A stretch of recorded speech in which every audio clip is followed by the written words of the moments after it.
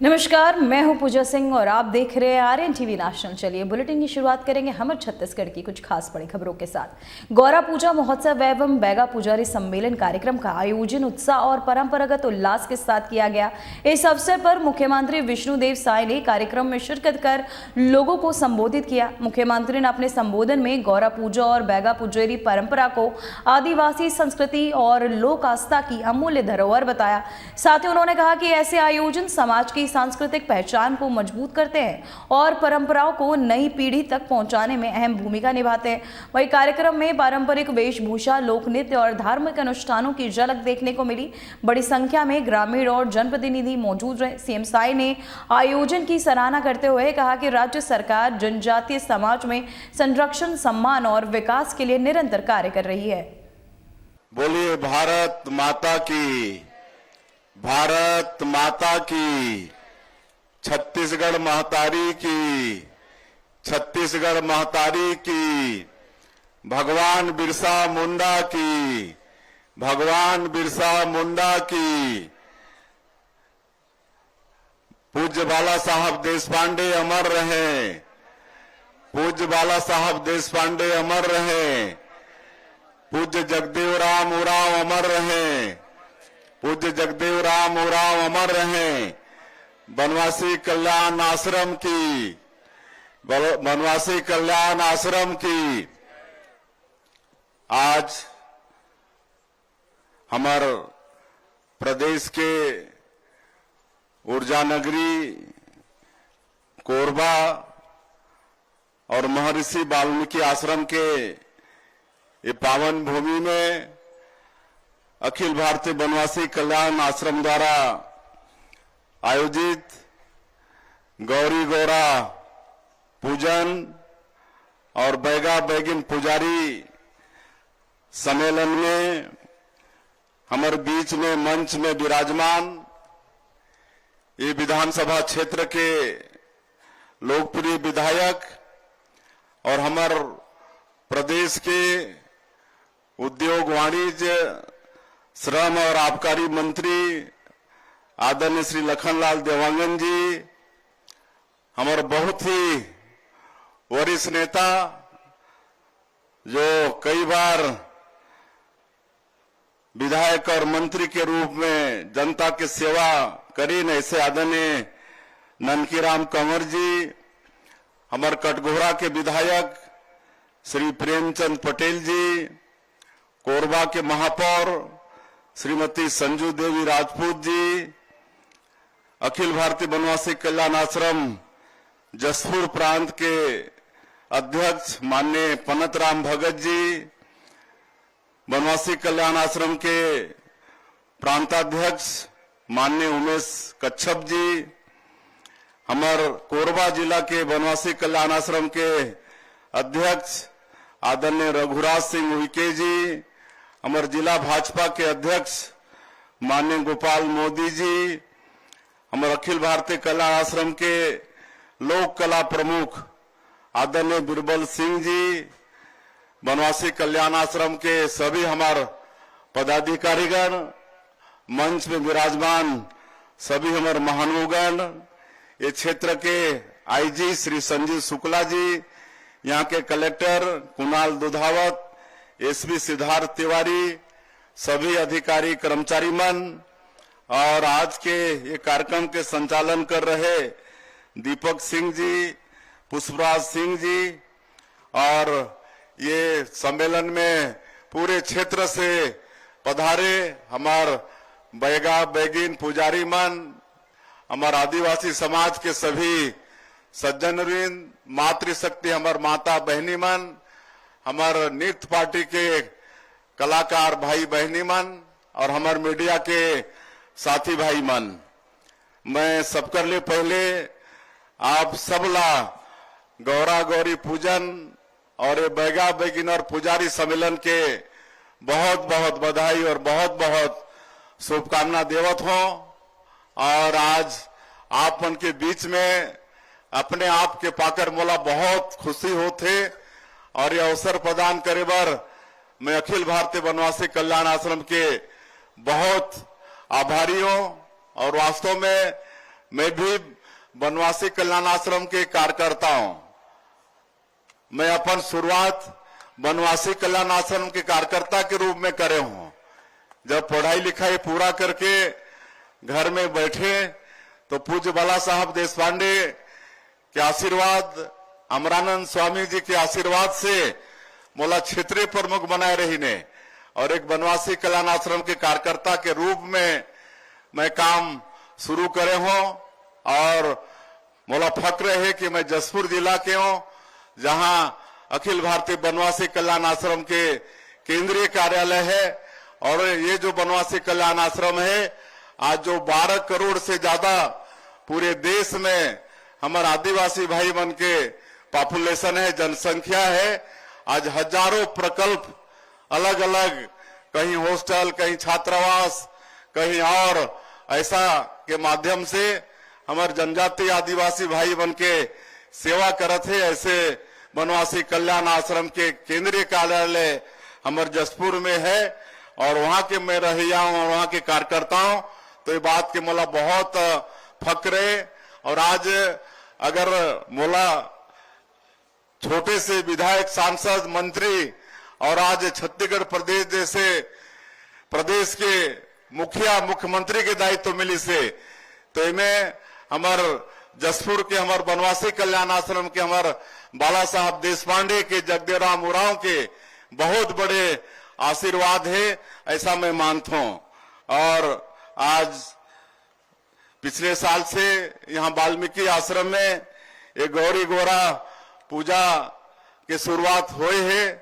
और हमारे जनजातीय समाज के इतिहास बहुत गौरवशाली, बहुत समृद्धशाली है। और इस तरह के पूजा पाठ, इस तरह के नृत्य, गायन, लोकगीत, ये सब हमारे समाज ला एकजुट करे के, हमारे संस्कृति ला संजो के रखे में बहुत ये सब सहायक होते। इसलिए इसी तरह से आगे भी ये सब पूजन होते रहे, गौरी गौरा के पूजन। आज हमार धर्म और आस्था के प्रति आक्षेप करे के प्रयास होते। आज गौरी गौरा कौन है? गौरा भगवान शिव है, गौरी माता पार्वती है। और आज हमन कोई नया एला थोड़ा शुरू करे हन। हमन जसपुर तरफ हमन महादेव पूजा कथन, महादेव पार्वती के इसी तरह से मूर्ति गढ़ के घर घर घुमाथन, घर घर पूजा होते। ये क्षेत्र में ओला गौरा गौरी कथे। तो हमन तो शुरू से ही आदि अनादि काल से हमार आदिवासी भाई मन गौरा गौरी और ये महादेव पार्वती के पूजा करत आत। लेकिन आज हमार समाज ला भरमाए के प्रयास होते कि आदिवासी हिंदू नहीं। तो ये भ्रम से हमला दूर रहना है। वास्तव में हमारा आदिवासी समाज अनादि काल से शिव और पार्वती के उपासक के, भगवान श्री राम के उपासक। आज भगवान श्री राम जमला बनवासी राम भी कहा जाते। आज लंका में लड़ाई करके रावण के हरा के माता सीता के वापस लालीन, तो काकर बदौलत हमार बनवासी भाई बन के बदौलत। आज ओमन चाहतीन तो अयोध्या से ओमन के लिए क्या नहीं आ जातीस, घोड़ा ऊंट और सबके सेना आ जातीस। लेकिन हमार बनवासी भाई मन के एकत्रित करके और ओमन के साथ में लड़ाई लड़के आज वो लंका के फतह करीन। तो ऐसा हमारे जनजाति गौरव समाज के इतिहास, बहुत ही गौरवशाली इतिहास। आज हमारे ये देश के इतिहास में, ये देश के इतिहास के पन्ना में हमारे जनजाति समाज के गौरव नहीं लिखेगी से, हमारे महापुरुष बन के जीवनी नहीं लिखेगी से। मैं पूरा देश की बात में अभी करूं तो बहुत लंबा हुई। हमारे छत्तीसगढ़ में ही 14 ऐसे महापुरुष हुई। शहीद वीर नारायण सिंह, गुंडाधुर, गेंद सिंह, जो 1857 के पहले अंग्रेज मन के साथ में आजादी के लड़ाई ला शुरू करीन और शहीद हो गिन। शहीद वीर नारायण सिंह ला रायपुर के जय स्तंभ चौक में अंग्रेज मन फांसी के सजा देन। गेंद सिंह ला ओकर महल के सामने में फांसी के सजा देन। लेकिन कभी हमारे जनजातीय समाज के महापुरुष बन के इतिहास में जगह नहीं मिली। लेकिन मैं आज धन्यवाद देना चाहूं हमारे देश के यशस्वी प्रधानमंत्री जी नरेंद्र मोदी जी ला, जो हमारे जनजातीय समाज के मान और सम्मान बढ़ाए के काम करी ने। आज हमारे जनजातीय समाज के गौरव बढ़ाई के काम करी ने। रानी दुर्गावती हमारे आदिवासी समाज की वीरांगना, आज ओकर विशाल म्यूजियम संग्रहालय के निर्माण आज हमारे प्रधानमंत्री जी मध्य प्रदेश के जबलपुर में कराए। तो वहीं राज्य कर्मचारी संघ छत्तीसगढ़ के 8वें प्रदेश अधिवेशन में मुख्यमंत्री विष्णुदेव साय ने राज्य के अधिकारी कर्मचारियों के हित में बड़ा निर्णय लेने की घोषणा की।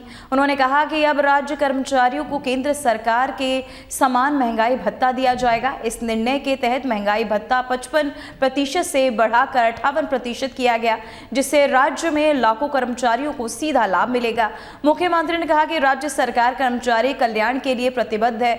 तो वहीं मुख्यमंत्री की इस घोषणा का राज्य कर्मचारी संघ ने स्वागत किया है। फैसले से राज्य भर के अधिकारी कर्मचारियों में खुशी का माहौल देखा गया।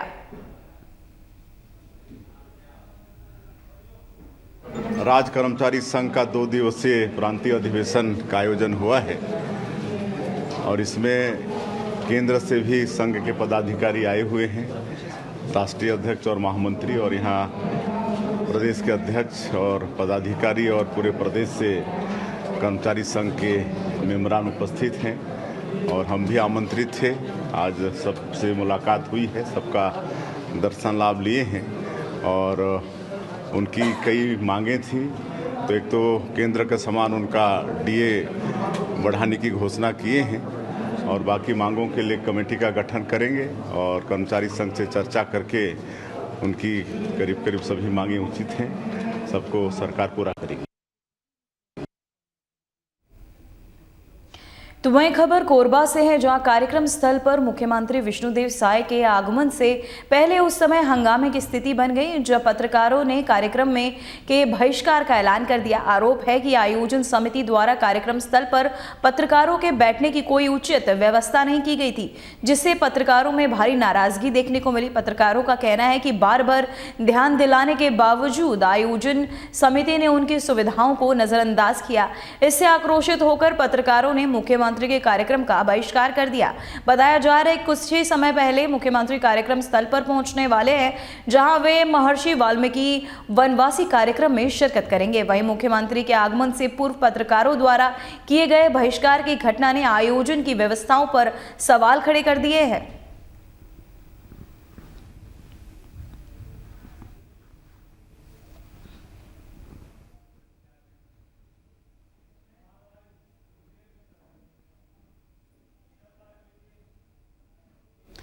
तो वहीं खबर मरवाही से है, जहां पोस्ट मैट्रिक आदिवासी कन्या छात्रावास में दक्षिणाम सेवा फाउंडेशन छत्तीसगढ़ ने किशोरी बालिकाओं के स्वास्थ्य, सुरक्षा और आत्मविश्वास को मजबूत करने के उद्देश्य से एक विशेष जागरूकता कार्यक्रम का आयोजन किया गया।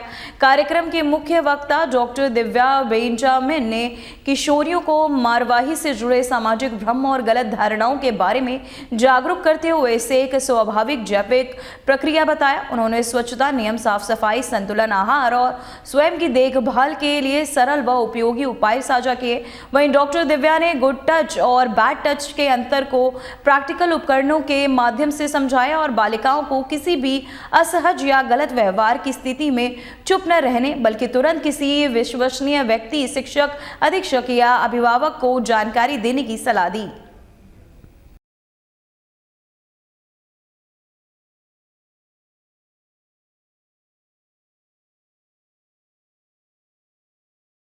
जी मैडम ने प्रिया मैडम ने कॉल किया और उन्होंने बताया कि एक फाउंडेशन की हम शुरुआत कर रहे हैं एनजीओ की, और उसमें बच्चों को माहवारी से संबंधित स्वास्थ्य के विषय में उनको कुछ जानकारी देनी है। तो मैं इसी तारतम्य में आई और बच्चों को, किशोरी बालिकाओं को उनके मेंसेस के रिलेटेड जो प्रॉब्लम होती हैं, जो हम डे टू डे प्रैक्टिस में देखते हैं, उनसे संबंधित उनसे चर्चाएं की, उनको कुछ स्वास्थ्य संबंधी सारी बातों को बताया मैंने कि कैसे-कैसे प्रॉब्लम्स होते हैं और बच्चों को क्या करना है, क्या नहीं करना है, और जनरल भी उनको स्वास्थ्य संबंधी कुछ शिक्षाएं दी और बताया कि बेटा ऐसा करना है, ये नहीं करना है। तो प्रयास किया गया है। कि किशोरी बालिकाओं को उनके स्वास्थ्य के लिए हम उन्हें सजग करें। उसी तहत माहवारी की बात किशोरी बालिकाओं के साथ में करने का प्रयास किया गया है, जिसके तहत हमने स्वास्थ्य कार्यकर्ताओं को हमने अपनी लेडी हमारी जो सामुदायिक स्वास्थ्य केंद्र की जो हमारी मैम है उनको भी बुलाया है, ताकि उन्होंने बच्चों को इससे संबंधित जानकारी दी, उनके स्वास्थ्य से संबंधित और माहवारी से संबंधित क्या दिक्कतें आती हैं, किन किन चीज़ों का हम सामना करते हैं। तो हमें इन चीज़ों को किस तरीके से हम अच्छे से स्वस्थ अपना शरीर रख सकते हैं, इन चीज़ों की जानकारी उन्होंने दी। और हमने उन्हें इसके एनजीओ के तहत ही कुछ पेन और सैनिटरी पैड्स भी उनका वितरण किया, ताकि बच्चों को इनका आदत पड़े और वो एक स्वस्थ शरीर लेकर के एक स्वस्थ भविष्य का निर्माण करें। तो वहीं खबर अंबिकापुर से, जहां ग्राम पंचायत कर्मा में पदस्थ सचिव श्याम सुंदर साहू के प्रस्तावित ट्रांसफर को लेकर ग्रामीणों में भारी नाराजगी देखने को मिल रही है। सचिव के स्थानांतरण को रोकने की मांग को लेकर बड़ी संख्या में ग्रामीण सरपंच के नेतृत्व में एकजुट हुए और जनपद पंचायत के सीईओ से मुलाकात की। ग्रामीणों ने सीईओ को ज्ञापन सौंपते हुए कहा कि किसी सचिव श्याम सुंदर साहू के कार्यों से ग्रामवासी बेहद संतुष्ट है। वहीं कार्यालय में पंचायत में विकास कार्यों में तेजी आई है और जनहित से जुड़े कार्य सुचारू रूप से संपन्न हो रहे हैं। ऐसे में उनका ट्रांसफर किया जाना ग्राम पंचायत के हित में नहीं है। ग्रामीणों ने चेतावनी दी है कि यदि सचिव का ट्रांसफर निरस्त नहीं किया गया तो वे धरना प्रदर्शन करने को मजबूर होंगे।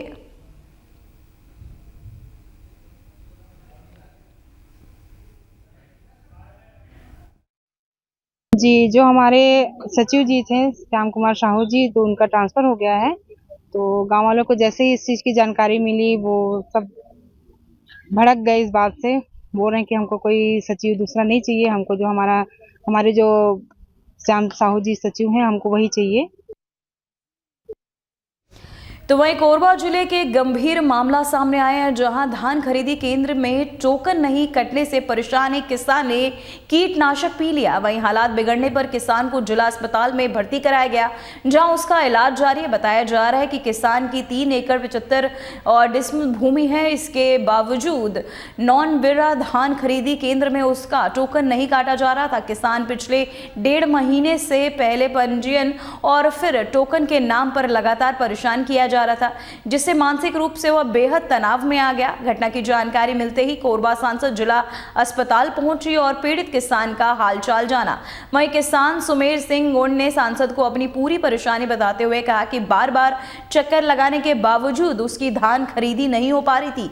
सांसद ने इस मामले को गंभीर बताते हुए मीडिया से बातचीत में कहा कि छत्तीसगढ़ में आदिवासी मुख्यमंत्री होने के बावजूद प्रदेश के आदिवासी किसान आत्महत्या जैसे कदम उठाने को मजबूर हो रहे, जो बेहद चिंताजनक है।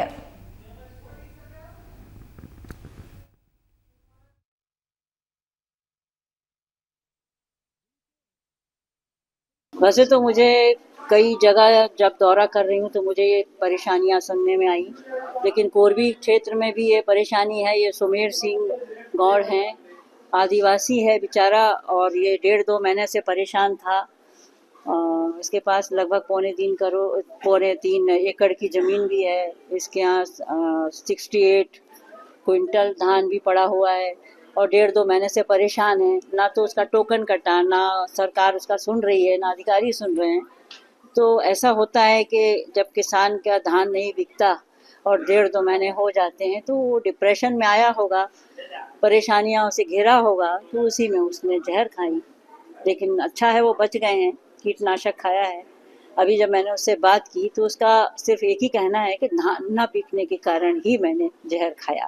ओकर टोकन नहीं कटत रही से, ओकर मोबाइल नहीं है, टोकन नहीं कटत रही से, ओकर मोबाइल नहीं है। जाए तो आजो दुकान के चक्कर, कलो दुकान के चक्कर, पटवारी कर जानता, पटवारी मोर से नहीं हो, तहसीलदार से हो, तहसीलदार कर नहीं गए हैं, तहसीलदार कर दो, मगर ओकर पीए कर गई हूँ, तो पीए के मोला आवेदन दे, मैं आगे कार्रवाई करवाऊँ।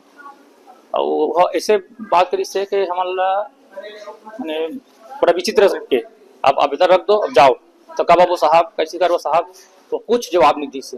2-4 दिन में आके पता कर लेना, आपके पटवारी से मुलाकात कर लेना। अभी 1-1.5 महीना हो गया, समझ परेशान हूँ। तो वहीं अंबिकापुर के घड़ी चौक पर एनएसयूआई के कार्यकर्ताओं ने प्रधानमंत्री मोदी और उत्तर प्रदेश के मुख्यमंत्री योगी आदित्यनाथ का पुतला दहन कर विरोध प्रदर्शन किया। ये प्रदर्शन वाराणसी में मनरेगा बचाओ आंदोलन को समर्थन देने के लिए एनएसयूआई राष्ट्रीय अध्यक्ष वरुण चौधरी और अन्य कार्यकर्ताओं पर पुलिस द्वारा किए गए लाठीचार्ज और हिरासत में लेने के विरोध में किया गया।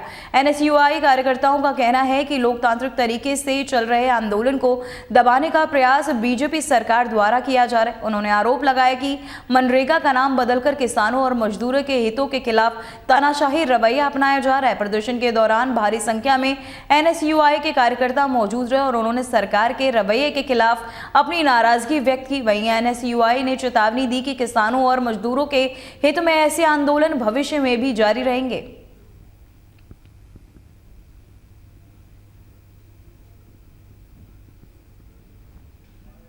जी कल अपने कार्यक्रम में बनारस गए थे, जहां मनरेगा बचाओ संग्राम कार्यक्रम था। कार्यक्रम शांतिपूर्ण और लोकतांत्रिक तरीके से चल रहा था, लेकिन पुलिस ने केवल कार्यक्रम को बाधित किया बल्कि छात्रों पर लाठीचार्ज, हमारे नेताओं को गिरफ्तार किया। यह साफ दर्शाता है कि जब युवाओं, छात्रों, किसानों का आवाज़ अगर कोई उठाने का प्रयास करता है तो ये सरकार तानाशाही दिखाती है। मनरेगा जो कि किसान, जवान और छात्रों और मजदूरों के लिए जो अर्थव्यवस्था का नींव था, जो ताकत था, उसे कमज़ोर करने का काम ये सरकार कर रही है। मैं इस सरकार को चेतावनी देना चाहता हूँ कि अगर आप लोगों ने छात्र, जवान और किसान का आवाज़ दबाने की कोशिश की तो एनएसयूआई के कार्यकर्ता पूरे प्रदेश भर में और गति से आंदोलन करेगा। और इसी क्रम में आज नीरज पांडे जो हमारे प्रदेश अध्यक्ष हैं, उनके निर्देशानुसार अंबिकापुर में मोदी और योगी का पुतला दहन किया गया। तो वहीं कोंडागांव जिले के फरसगांव विकास खंड में ग्रामीण कृषि विस्तार अधिकारी लोकेश कुमार सेठिया की लापरवाही सामने आने पर कृषि विभाग ने सख्त कदम उठाए। साप्ताहिक बैठकों में लगातार अनुपस्थिति, किसानों से संपर्क न रखने और शो कॉज नोटिस का जवाब नहीं देने पर विभाग ने उनके 2 माह का वेतन रोक दिया। वहीं विभाग के अनुसार प्रभार संभाग रहे आरईओ फरसंभाग गाँव में की बैठकों में नियमित रूप से शामिल नहीं हो रहे थे, जिससे विभागीय कार्य और किसानों से जुड़ी योजनाएं प्रभावित हुए। वहीं प्रभारी वरिष्ठ कृषि विकास अधिकारी तुलसीराम नेतनम ने बताया कि किसानों की शिकायतें लगातार मिल रही थी।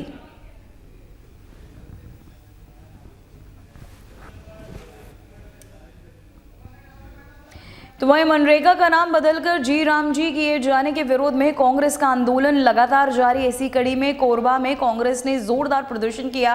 कांग्रेस पदाधिकारियों और कार्यकर्ताओं ने सामूहिक उपवास रखकर सरकार के फैसले के खिलाफ अपना विरोध दर्ज कराया। कांग्रेस नेताओं ने कहा कि मनरेगा का नाम बदलना महात्मा गांधी का अपमान है और साथ ही भगवान राम के नाम की भी मजाक उड़ाया जा रहा है। उन्होंने आरोप लगाया कि सरकार जनभावनाओं से जुड़ी योजनाओं का राजनीतिक इस्तेमाल कर रही है। वहीं कांग्रेस ने भी आरोप लगाया कि उनके शासनकाल में केंद्र सरकार मनरेगा के तहत 90% राशि का भुगतान करती थी, जबकि अब इसे घटाकर 60% कर दिया गया है और शेष 40% का अतिरिक्त बोझ राज्य सरकारों पर डाला जा रहा है।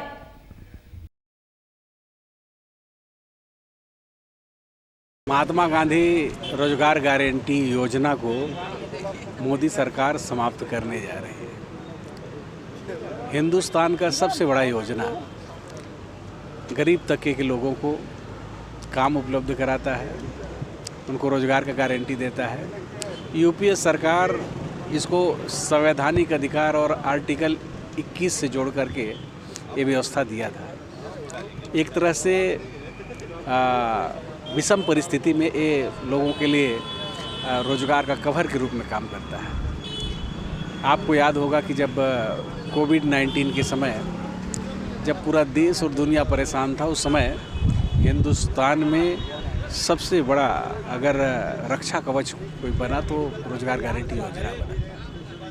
आज उसको समाप्त करने की दिशा में काम कर रहे हैं, लोगों का अधिकार को आज समाप्त करने का काम कर रहे हैं।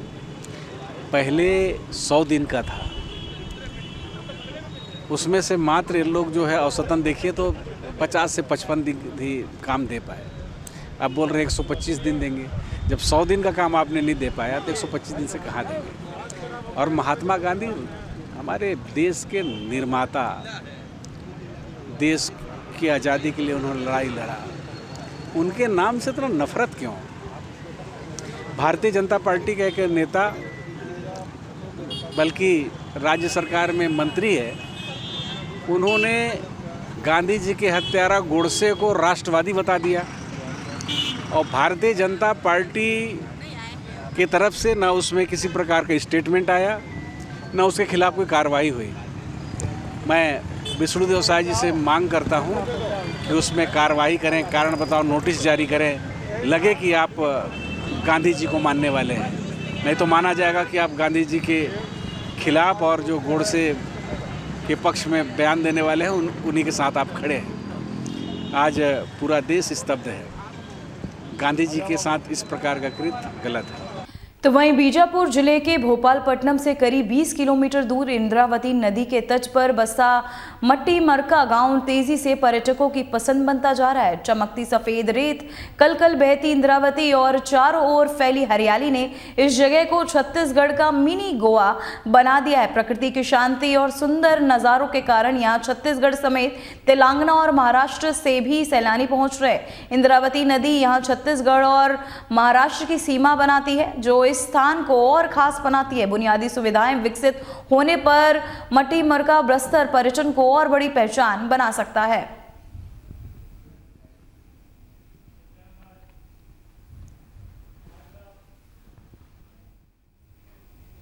फिलहाल छत्तीसगढ़ की खबरों में इतना ही। देखते रहिए RN टीवी नेशनल। मुझे दीजिए इजाजत। नमस्कार।